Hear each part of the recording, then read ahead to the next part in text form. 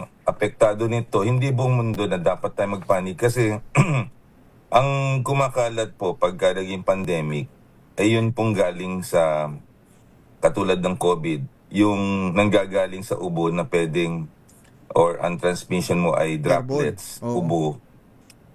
Yan ang kumakalat. 1918 pandemic, dalawa lang naman yung global pandemic natin. 1918, Spanish flu, influenza. Ito yung flu until na nagkaroon ng bakuna.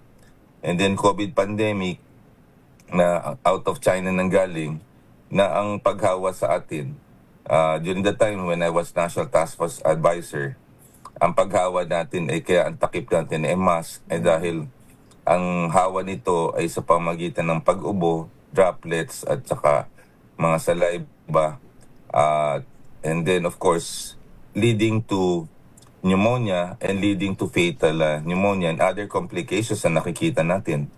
May long COVID syndrome na para kami brain fog and all. Ito po, mga kaibigan, may affect dun sa mga areas na may daga pero hindi to nakakalusot pa sa other areas, naka-confined.